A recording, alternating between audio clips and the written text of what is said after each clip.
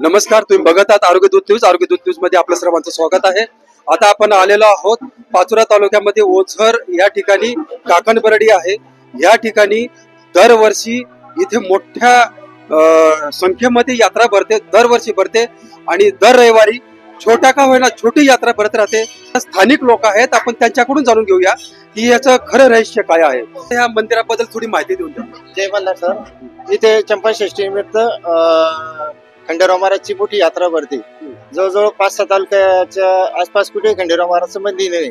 इथलं मंदिराचं असं महत्व आहे की चंदनपुरीला खंडेराव महाराजांचं लग्न झालंय आणि तिथे लग्न झाल्यानंतर काकण सोडायला ते काकणपल्लीला आलेले आहे आणि ते त्यांनी काकण सोडलेलं आहे. जे पाचोराच्या आजूबाजूचे 7-8 तालुके आहे, औरंगाबाद जिल्हा, जळगाव जिल्हा, येथील बरेचसे नवरदेव लग्न झाल्यानंतर इथे काकण सोडायला येतात आणि नवस करून जातात. बरं, आता या ठिकाणी आज जत्रा भरते ते मोठी आहे, याच्यानंतर इथे लोक येतात का? दर रविवारी नवस असतात इथे. खंडेराव महाराजच्या इथे दर रविवारी नवस असतात. म्हणजे यात्रा तर दरवर्षी मोठी भरतेच, पण त्याच्यानंतर ही दर रविवारी छोटी यात्रा भरत राहते. ज्याचं नवस असतं इथं पण छोटी छोटी म्हणजे दर रविवारी गर्दी असतेच. पाचोरा तालुक्यातील काकणबरडी हे ठिकाण पुरातन काळातील एक ऐतिहासिक ठिकाण मानलं जातं. या ठिकाणी चंपाषष्ठी म्हणजेच वांगीसट या दिवशी 1.25 ते 1.5 लाख याच्यापेक्षाही जास्त लोक येतात. ते भाविक येऊन खंडेरावांचं दर्शन घेतात. खंडेरावांचं काकण या ठिकाणी सुटलेलं आहे. असं पुरातन काळातील लग्न झाल्यानंतर नववधूला घेऊन या ठिकाणी येतात आणि आपलं काकण सोडतात. इतकं पवित्र हे स्थळ आहे. आता तुम्ही बघितलं इथं काकणबरडी का नाव पडलेलं आहे की पुरे नाशिक जिल्ह्यापासून म्हणजे बरेचसे तालुक्यात इथे येऊन काकण सोडतात लग्न झाल्यानंतर. आणि आता म्हणजे आपल्याला कोणालाच माहिती नव्हतं, पण आपण ह्यांच्याकडूनच माहिती घेऊन घेतलेली आहे की ज्या वेळेस इथे खंडेरायाचं लग्न झालेलं होतं, बानूला इथे घेऊन आले, काकण सोडले, त्याच्यानंतर इथं काकणबरडी असं नाव पडलं. आताच आपण ह्या स्थानिक लोकांकडून जाणून घेतलं. असं माहिती द्या. काकणबरडी हे पाचोरा शहरापासून एक जवळपास 1.5 ते 2 किलोमीटर अंतरावर राहिलेलं एक पवित्र स्थळ आहे.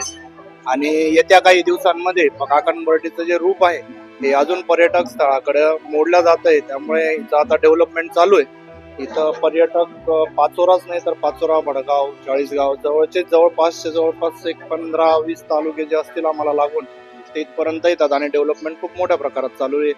पुढच्या वर्षी मे बी डेव्हलपमेंट कम्प्लीट होईल आणि या स्थळाचं काहीतरी वेगळं रूप आपल्याला बघायला भेटेल. सगळं तुम्हाला एरिया दाखवणारच आहे.